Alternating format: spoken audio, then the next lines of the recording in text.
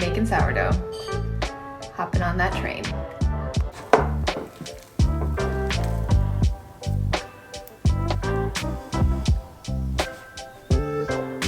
Okay, another rise. I'm wearing a hair mask right now and I'm gonna do Pilates at 11 on Zoom.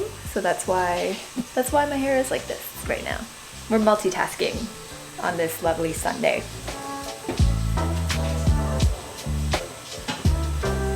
Alexa, set timer for 1 hour.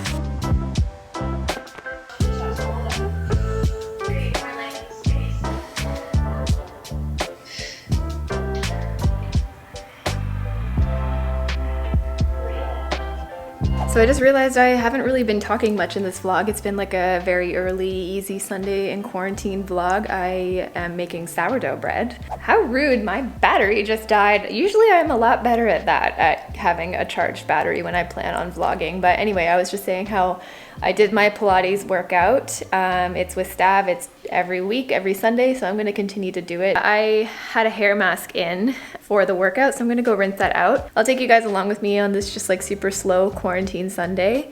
We'll just have some chats and hang out and make some bread. I'm following the tasty sourdough bread recipe, so who knows? I'm not a baker. My friend gave me some of her sourdough starter, so we'll see. Yeah, I don't bake things. Don't worry, the oven is not on. It's just like a, ooh, look, it's starting to bubble.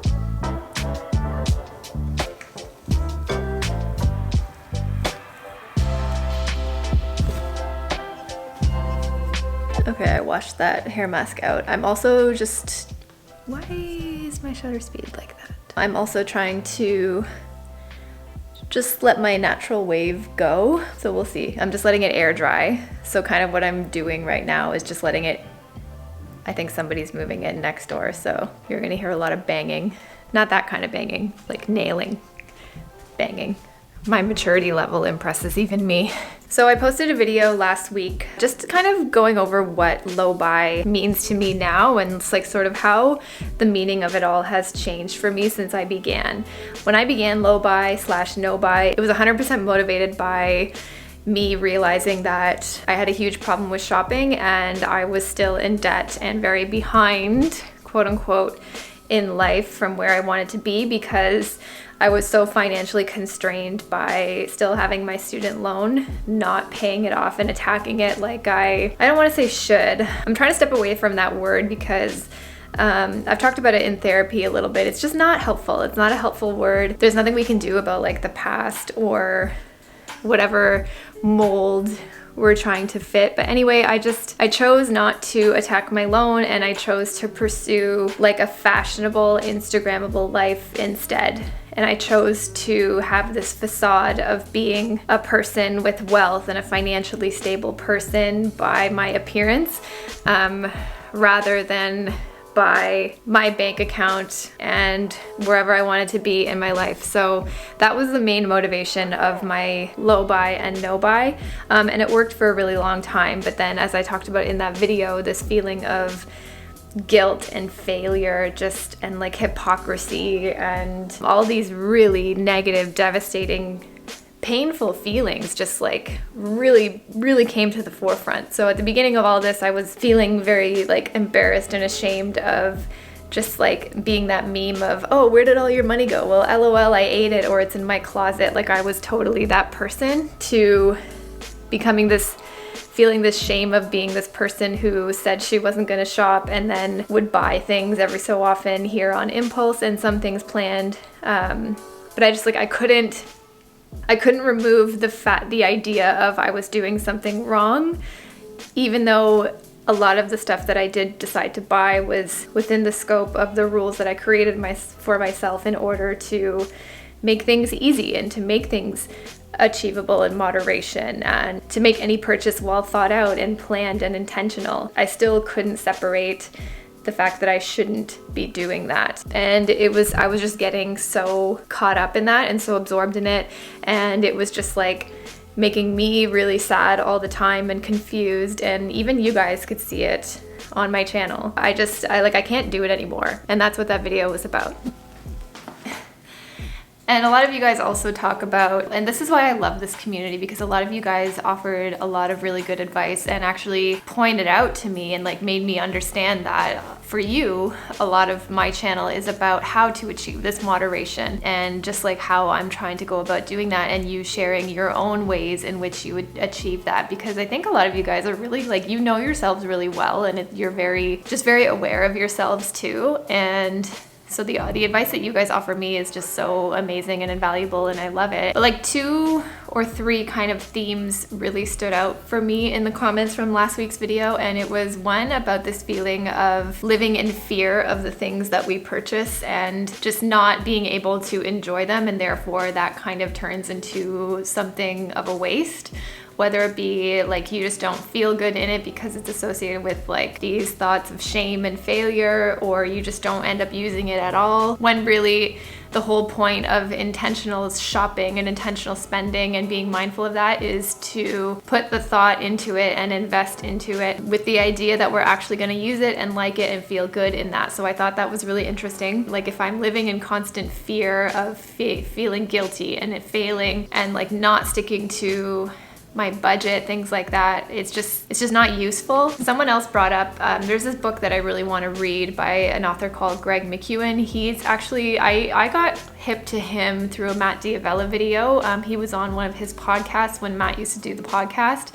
So he's an author, he's called Greg McKeown, and he's in the vein of minimalism, but his spin on it is something called Essentialism, which is basically you spend more times on the things that you deem essential, and that is different for everybody, but you spend more time on that stuff and less time on the things that don't matter. And that way it just frees up more time for you to work on and enjoy the things that you deem important in your life. I thought that was interesting from the perspective of low buy and debt repayment and the feeling of guilt with shopping and things like that, because I'm spending a lot of time on this feeling of guilt, and I don't know if I want to identify that as something that is essential. But as you can see, I'm spending a lot of time going through either my clothes or my habits, and I think that's time that needs to be spent. But right now in my behavior, I'm deeming that time, subconsciously deeming what is essential is the time that I'm spending on the negative and the punishing side of it all, when really it could be the other side of it. I think I'm going to dive a little bit deeper into that idea of essentialism. I really like that. That really resonates with me. I think it's really interesting. So spending the time doing the work on what you deem essential, and that could be different for me, it could be different for you, and that's where we can be spending our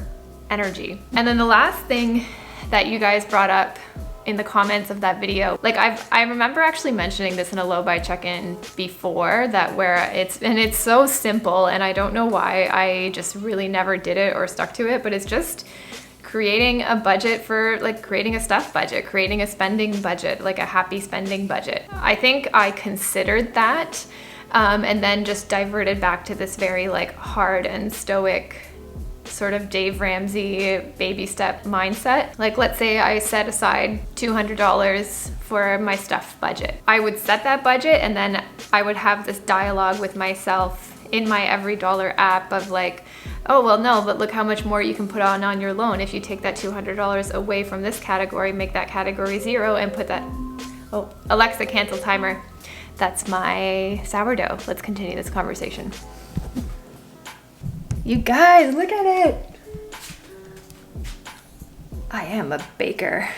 Okay, and so within that budget, I always just sort of felt like, oh, like that $200, sure, that's like fun money, but look how much more you can put down on your loan. So then I would inevitably just make that fun money budget 0 again, plan to put that fun money into my debt repayment, and then I'd spend the fun money anyway. But then because I set it up like that, again, I would just set myself up for this like, well, you f***ed it up again. It would just be another way for me to set myself up for failure. So I think this time I'm really just gonna, like, June's coming up. I'm working on my June budget right now. I think I'll definitely do a video of how I exactly set up a monthly budget, but in that budget, I think I'm gonna have fun money. So that way I just like, it eliminates the guilt. It eliminates that feeling of failure. And if I decide not to spend it, then it can just go down on my loan at the end of the month. Like, I don't know why that that was like so difficult for me to work up to up until this point. I mentioned it in the description box of that video of what low buy means to me. Is somebody just put it bluntly, because I would always be like, oh, well, then I start thinking this way and I feel that, and this is what I usually default to, and this is my behavior, and this is my mindset, and this is what I'm used to. And somebody bluntly just put it like, well, how's that working for you? And I'm just like, okay, it's not. I think this is like a practical way, having this budget, this fun money budget. It's a really practical way for me to stick to what I'm used to, in the sense of creating a budget and doing my best to stick to it. But it doesn't set me up for failure. It really, at the end of the day, sets me up for success. It gives me options in that I can spend it on any way I want without feeling guilty, because that money already has a name. It's already been set aside.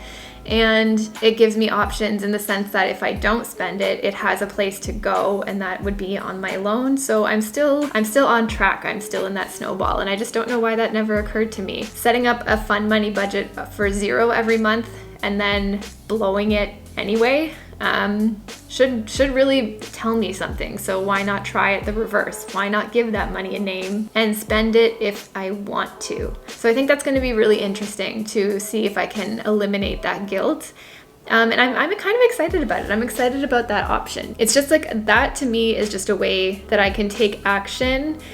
It's something actionable that I can do to give myself that freedom that I think I need a little bit, and to give myself that little bit of leniency and kindness that I feel like has been lacking in my process for quite a long time. Okay, I have to go fold my bread now.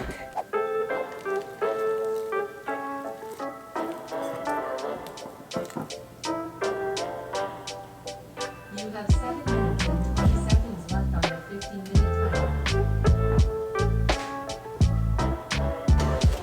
Oh my God.